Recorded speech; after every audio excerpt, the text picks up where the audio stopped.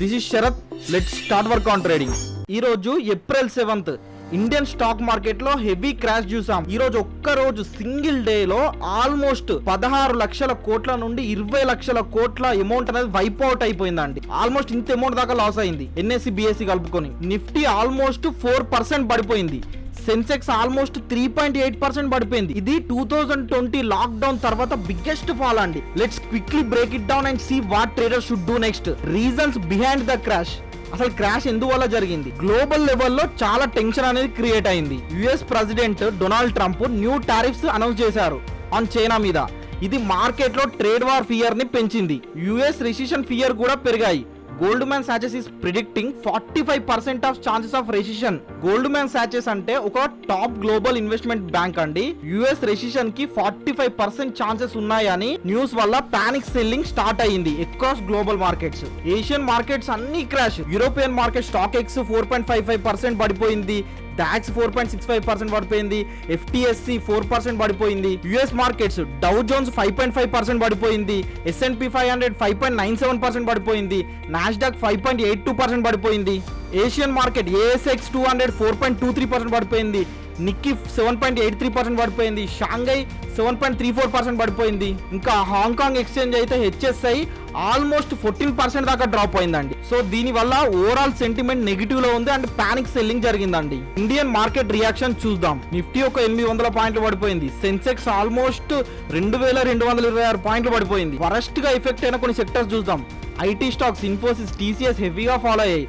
Metal and financial stocks వచ్చి Tata steel HDFC bank కూడా down అయ్యాయి. ఇండియా విక్స్ మాత్రం ఒక 57% ఇంక్రీజ్ అయింది. దట్ షోస్ ఎందుకంటే హై వోల్టాలిటీ ఉంది కాబట్టి ఇండియా విక్స్ అనేది ఆటోమేటిక్ గా పెరిగిపోయింది. ఇది ఈ రోజు మనం తీసుకున్న ట్రేడ్ అండి. ట్రేడ్ యొక్క రీజన్ వచ్చేసి మీరు ఒకసారి డే టైం ఫ్రేమ్ ఓపెన్ చేయండి. డే టైం ఫ్రేమ్ ఓపెన్ చేస్తే ఆల్మోస్ట్ లో పాయింట్ ఉంది కదా అండి. మార్కెట్ చాలా రోజుల నుంచి పెరిగిన మార్కెట్ ఆల్మోస్ట్ లో పాయింట్ వచ్చేసి ఇది నేను ఒక సపోర్ట్ అండ్ రెసిస్టెన్స్ లైన్ లాగా డ్రా చేశాను మార్కెట్ స్టార్ట్ అవ్వకముందు. ఇక్కడ మీకు విజిబుల్ అవుతుందిగా. దీని వెనుక ఒక రీజన్ అనే సెటప్ అనేది ఉంటుంది. 15 minutes టైం ఫ్రేమ్లో బ్రేక్అవుట్ అనేది జరిగింది. దీని బ్రేక్అవుట్ జరిగితే దీన్ని మనం ఒక సెటప్ అని అంటాము. దాని బేస్లో నేను ట్రేడ్ అనేది ప్లాన్ చేశాను. ITM కాల్ ఆప్షన్ ని బై చేశాను. OTM కాల్ ఆప్షన్ ని సెల్ చేశాను. దీన్ని ఏం చేశానంటే బుల్ కాల్ స్ప్రెడ్ అనేది చేశానండి. మెయిన్ లెగ్ వచ్చేసి ఆప్షన్ బయింగ్ ఉంటుంది కదా, కాల్ బయింగ్ ఉంటుంది కదా. 22,000 కాల్ బయింగ్ అనేది నా మెయిన్ లెగ్ అనమాట. దీంట్లో almost 50 points stop loss, 152 points target పెట్టుకున్నాను. 152 పాయింట్స్ టార్గెట్ అనేది హిట్ అయిపోయింది. ఒక 30 పాయింట్స్ ఏమో నాకు ఆప్షన్ సెల్లింగ్ చేశాను, OTM సెల్ చేశాను. దాంట్లో లాస్ అనేది వచ్చింది. ఆల్మోస్ట్ 122 పాయింట్స్ దాకా ప్రాఫిట్ అనేది గెయిన్ చేశానండి. ఒకసారి చార్ట్ అనాలిసిస్ చూద్దాం. నిఫ్టీ 1 month టైం ఫ్రేమ్లో ఇక్కడ జూన్ మంత్ యొక్క క్యాండిల్ ఉంది కదండి, అది హైవేవ్ క్యాండిల్, ఎలక్షన్ క్యాండిల్. దాని యొక్క లో హారిజంటల్ లైన్ అనేది డ్రా చేశాను. దాన్ని బ్రేక్ డౌన్ చేసినప్పుడు మాత్రమే ప్రైస్ నేను నిఫ్టీగా డౌన్ ట్రెండ్ మార్కెట్కి వెళ్తుంది అనేది థింక్ చేస్తాను అనమాట. ప్లస్ దాంతోపాటు అడిషనల్గా మీరు ఒకసారి ఫిబొనాచి టూల్ పెట్టండి. ఫిబొనాచి టూల్ పెడితే ప్రైస్ ఎగ్జాక్ట్లీ 0.23 లెవెల్ 236 లెవెల్ దగ్గర దాకా వచ్చి ప్రైస్ అనేది సైడ్ వేస్కి వెళ్తుంది. కాబట్టి అది ఒక ఇంపార్టెంట్ లెవెల్ అయిందనమాట.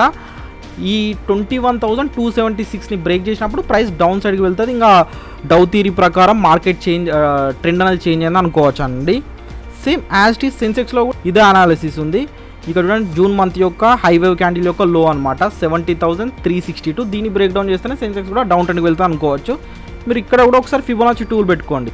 ఫిబొనాచి టూల్ పెడితే ఎగ్జాక్ట్లీ 0.236 లెవెల్ దగ్గర మార్కెట్ అనేది సైడ్ వేస్ వెళ్తుంది, సపోర్ట్ అనేది తీసుకుంటుంది. కాబట్టి మార్కెట్ ఇంకా డౌన్ ట్రెండ్కి వెళ్ళలేదు అని అనుకోవచ్చు. కొంచెం గ్లోబల్ మార్కెట్స్ మొత్తం నెగిటివ్లో ఉన్నాయి కాబట్టి మార్కెట్ పడిపోయిందని నేను అనుకుంటున్నాను అండి. కానీ మార్కెట్ మాత్రం ఇంకా అప్ ట్రెండ్కే వెళ్తుంది అనుకోవచ్చు. ఈరోజు ట్రేడ్ కూడా మనం అప్ ట్రెండే ట్రేడ్ చేసాము, బుల్ కౌంటర్ అటాక్ సెటప్తో ట్రేడ్ చేసామండి. మీరు ఇక్కడ డే టైం ఫ్రేమ్ పెట్టుకొని చూసినా కూడా డే టైం ఫ్రేమ్లో ఒక మేజర్ సపోర్ట్ని బ్రేక్ డౌన్ చేసి మళ్ళీ మీదికి వచ్చి క్లోజ్ అయిపోయింది. మీరు రేపు ఎంట్రీస్ ప్లాన్ చేసినా కూడా ఒకవేళ ఈ లైన్ని బ్రేక్ డౌన్ చేసింది అనుకోండి, ఫేక్ బ్రేక్అవుట్ అని తీసుకొని ఎంట్రీస్ అని కూడా ప్లాన్ చేసుకోవచ్చు. ఒకసారి ఎగ్జాక్ట్లీ 15 minutes టైం ఫ్రేమ్లో మనం ఇంటర్డే ట్రేడింగ్కి రేపు 8th April ట్రేడ్ ఎలా చేయాలని చూపిస్తాను. ఇది సెన్సెక్స్లో హారిజంటల్ లైన్స్ అండి. ఒకసారి స్క్రీన్ షాట్ తీసుకొని డ్రా చేసి పెట్టుకోండి. ఇవి బ్రేక్అవుట్ ఆర్ బ్రేక్ డౌన్ ఇవ్వనంత వరకు ట్రేడ్స్ అనేది ప్లాన్ చేయకండి. స్కాల్పింగ్ చేసే వాళ్ళు చేసుకోవచ్చు చిన్న చార్ట్ ప్యాటర్న్స్తో. ఇవి నిఫ్టీ యొక్క లెవెల్స్, సెన్సెక్స్ యొక్క లెవెల్స్ ప్రొవైడ్ చేస్తాను. నేను మేజర్గా నిఫ్టీను సెన్సెక్స్లోనే ట్రేడ్ చేస్తాను, ఎందుకంటే వీటికి వీక్లీ ఎక్స్పైరీస్ ఉన్నాయి కదా, మిగతా వాటికి మంత్లీ ఎక్స్పైరీస్ ఉన్నాయని నిఫ్టీను సెన్సెక్స్లో మాత్రమే ట్రేడ్ అనేది చేస్తాను. దేంట్లో ఆపర్చునిటీ వస్తేనే ట్రేడ్ చేస్తాను, హై ప్రాబిలిటీ ఆపర్చునిటీ వస్తేనే. ఇవి డ్రా చేసి పెట్టుకోండి, ఓకేనా. What should traders do now? ఈ సిచ్యువేషన్ లో ట్రేడర్స్ చేసే మిస్టేక్స్ అవాయిడ్ చేయాలండి. ఫస్ట్ వన్ వచ్చేసి స్టే కామ్ అండి, ఎమోషనల్ ట్రేడింగ్ చేయకండి. సెకండ్ వన్ వచ్చేసి wait for setup confirmation, risk management ని ఫాలో అవ్వండి. థర్డ్ వన్ వచ్చేసి don't average losing positions, please exit అయిపోండి, కానీ ఈ లూజ్ అయ్యే పొజిషన్స్ మాత్రం యావరేజ్ చేసి ఇంకా పెంచకండి లాసెస్ ని. కామెంట్ సెక్షన్ లో కామెంట్ చేయండి, మీకు ఈ ఫాల్ అన్ఎక్స్పెక్టెడ్ గా అనిపించిందా? Will you buy the dip or wait? Let me know. మీరు అంటే డిప్స్ వచ్చిన దగ్గర బై చేస్తారా, లేదంటే కొన్ని రోజులు వెయిట్ చేస్తారా మార్కెట్ సెటిల్ అవ్వడానికి? లైక్ చేయండి, షేర్ చేయండి, సబ్స్క్రైబ్ చేయండి. మరిన్ని ఇలాంటి లైవ్ అప్డేట్స్ కోసం this Sharath from start work on trading. Happy trading అండి.